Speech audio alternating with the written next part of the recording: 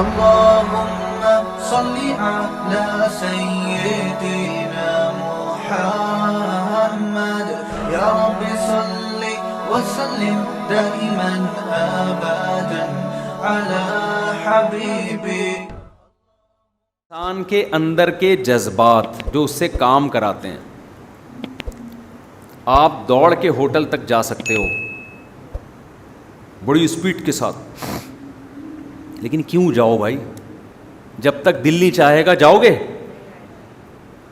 چستی ہے, پھرتی ہے, لیکن کیا کریں, اب کہاں پھٹیں جا کے, یہ چستی کدھر دکھائیں؟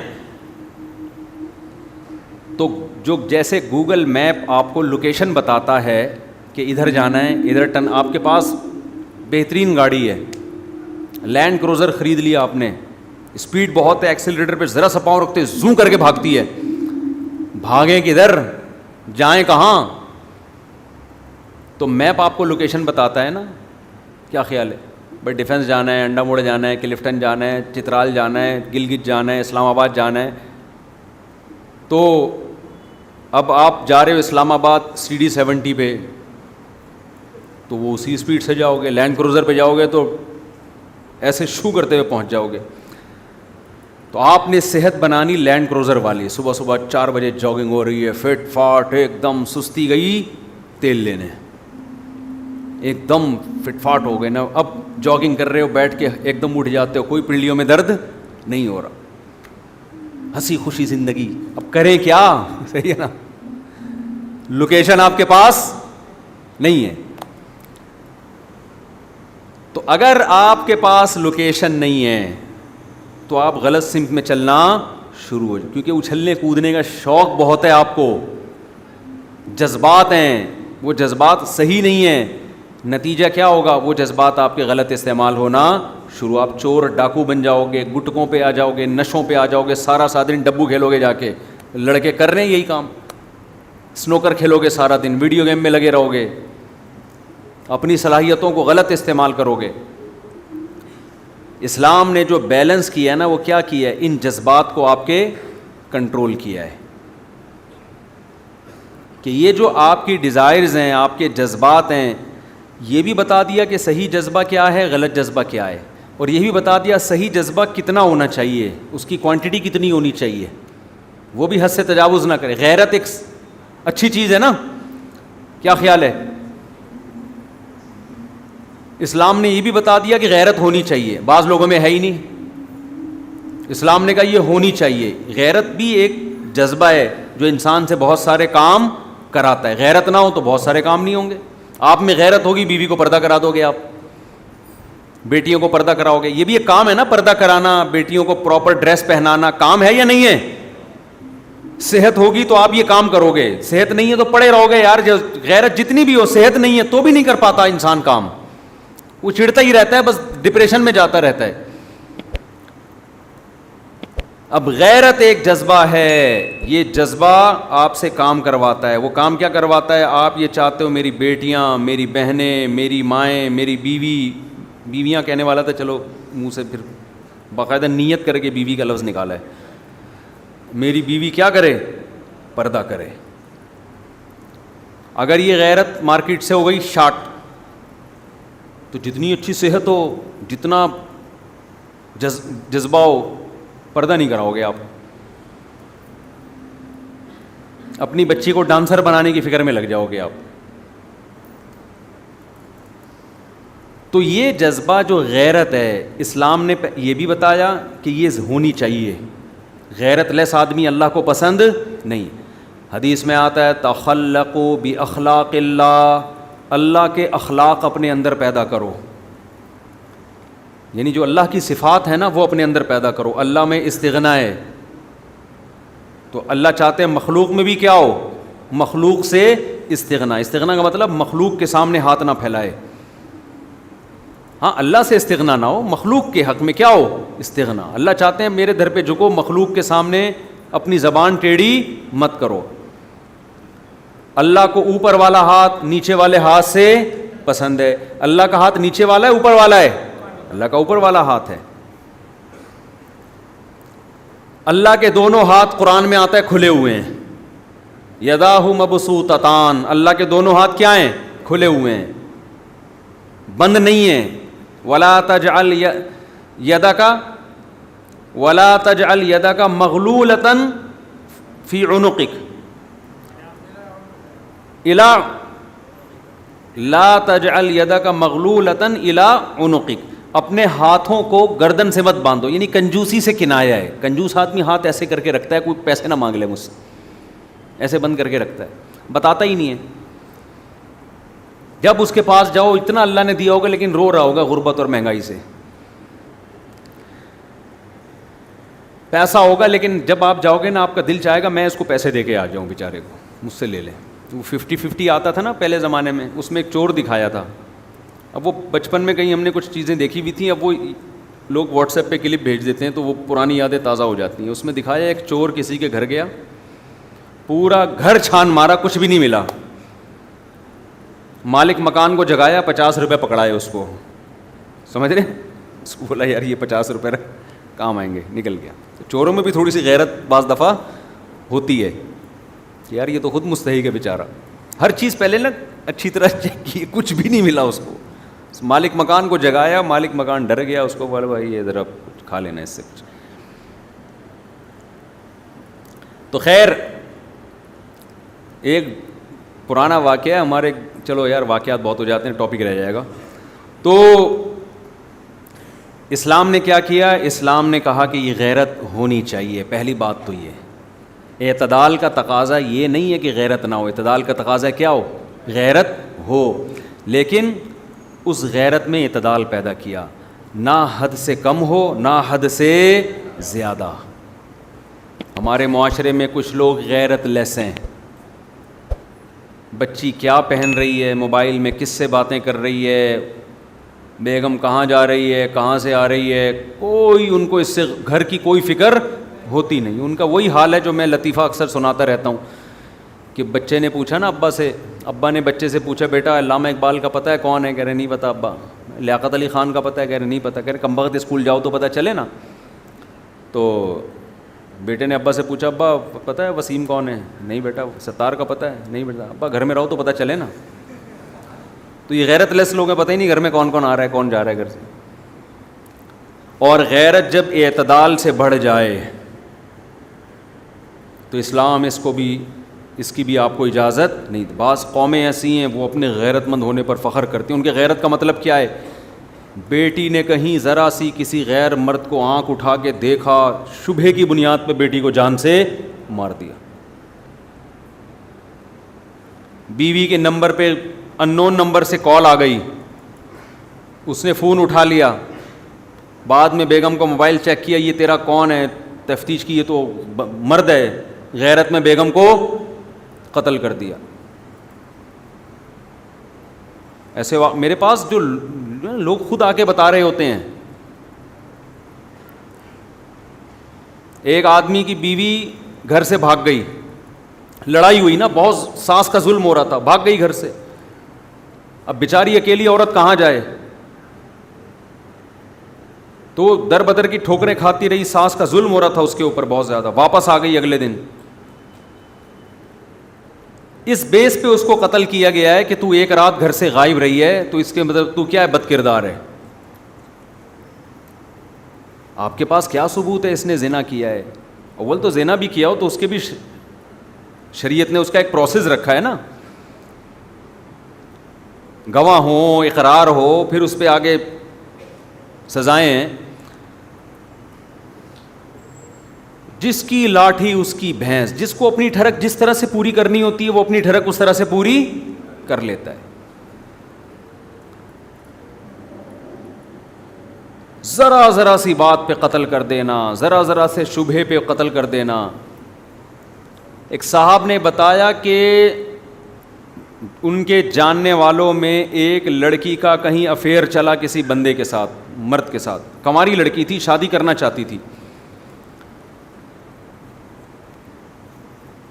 بھائیوں کو پتہ چل گیا، حالانکہ کوئی فزیکل ریلیشن نہیں ہے، صرف یہ پتہ چلا اس کا افیئر چل رہا ہے، اور اس بیس پہ دونوں کو گولی مار دی.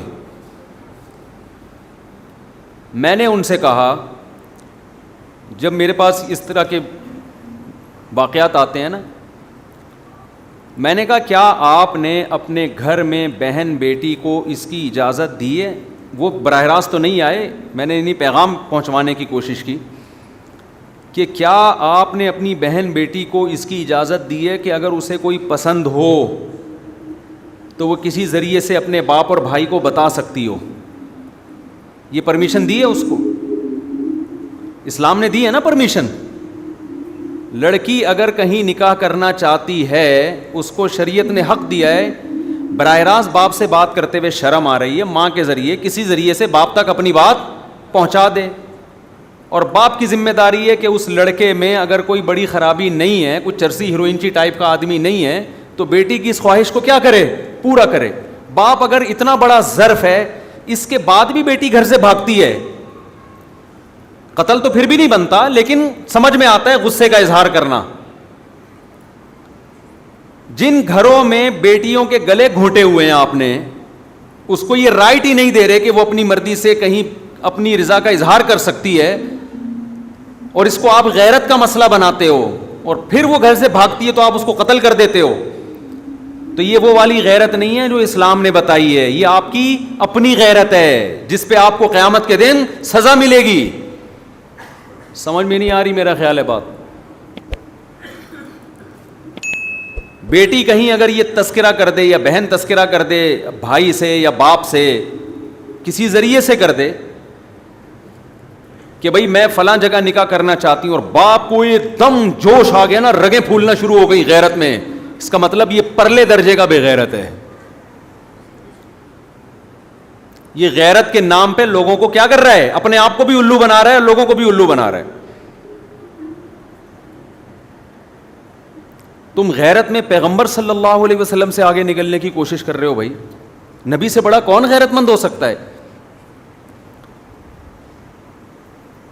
ایک طرف گھروں میں اتنی آزادی ہے کہ بیٹی پرس اٹھا کے بوائے فرینڈ کے ساتھ گھوم رہی ہے، باپ خود کہہ رہے ہیں، ماں باپ خود کہہ رہے ہیں وہ منگیتر ہے تمہارا، اس شادیوں میں اس کے ساتھ جا کے بیٹھو. وہ بھائی وہ ابھی منگیتر ہے، وہ اس کے میاں تھوڑی ہے، ہو سکتا ہے بعد میں شادی سے انکار کر دے. اور ایک طرف غیرت کا پارا یہاں تک چڑھا ہوا ہے کہ وہ کہیں نکاح کرنا چاہتی ہے تو اس کو یہ اتھارٹی نہیں ہے کہ وہ اپنے گھر میں بتا دے کہ میں فلاں جگہ نکاح کرنا چاہتی ہوں. اس پہ ماں باپ کو ایک دم کیا آ جاتی ہے؟ غیرت. نبی صلی اللہ علیہ وسلم نے فرمایا تم میں یعنی انسانوں میں سب سے زیادہ غیرت مند میں ہوں، اور مجھ سے بھی زیادہ غیرت مند اللہ ہے. اللہ کے بعد سب سے زیادہ غیرت کس میں ہے؟ نبی صلی اللہ علیہ وسلم میں. ہمارے نبی کی مجلس میں ایسا ہوا ہے کہ عورت نے نکاح کی پیشکش کی، نبی نے اس کو غیرت کا مسئلہ نہیں بنایا. عثمان ابن مظعون رضی اللہ تعالیٰ عنہ کا مشہور واقعہ ہے کہ ایک نوعمر لڑکی تھی، نوعمر کم عمر بچی تھی، اس کا نکاح حضرت مغیرہ ابن شعبہ رضی اللہ تعالیٰ عنہ سے لڑکی کے ولی نے کیا. حضرت مغیرہ ابن شعبہ بہت مالدار تھے. لڑکی پسند کر رہی تھی غریب صحابی کو.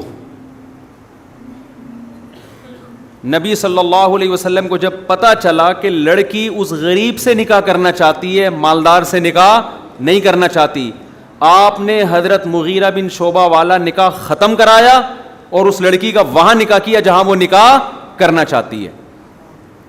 نبی نے یہ تو نہیں کہا غیرت مدینہ میں یہ کام ہو رہا ہے کہ اتنی کم عمر لڑکی خود کہہ رہی ہے کہ میں نے وہاں نکاح کرنا ہے. ہمارا معاشرہ اعتدال پر بالکل بھی نہیں. بے غیرتی کا لیول دیکھو ماشاء اللہ، گھر سے صوفہ ہی نکال دیتے ہیں بے غیرتی. غیرت میں جب وہ سنا ہے نا بات، سناتا رہتا ہوں میں اکثر، ایسے ایسے بے غیرت ہیں کہ ایک اپنی بیٹی کو کہیں دیکھ لیا کہیں پارک میں کسی کے ساتھ تو غصہ آ گیا نا، بولا اس دفعہ چھوڑ دیا اگلی دفعہ دیکھوں گا میں. غصہ آ گیا بھائی غیرت. پھر دوبارہ دیکھا تو پھر بہت غصہ آیا. ایک آپ بندہ اپنے بارے میں بتا رہا تھا کہ میں نے اپنی بیٹی کو دیکھا پارک میں کسی کے ساتھ بیٹھی، مجھے بہت غیرت آ گئی، غصہ آ گیا. اس نے کہا کیا کیا؟ کہہ رہا میں نے کہا اس دفعہ تو چھوڑ دیا اگلی دفعہ دیکھوں گا. اس دفعہ تو چھوڑ دیا بیٹا، اگلی دفعہ نہیں چھوڑوں گا. کہہ رہے ہوتے ہوتے کئی دفعہ ایسا ہوا، پھر میں نے ایک دن اپنے گھر میں دیکھا صوفے پہ قابل اعتراض حالت میں بوائے فرینڈ کے ساتھ بیٹھی ہوئی. اب تو میں نے کہا نہیں چھوڑوں گا. وہ نے کہا کیا کیا تو نے؟ کہہ رہے میں نے گھر سے صوفہ ہی نکال دیا، نہ صوفہ رہے گا نہ بیٹھنے کی جگہ رہے گی. ایک طرف بےغیرتی یہاں تک پہنچی ہوئی ہے, سمجھ رہے ہیں بےغیرتی کا لیول. اور ہماری سوسائٹی میں ایسے غیرت مند لوگ بھی ہیں, بیٹیوں کی عمریں بڑھ گئی ہیں,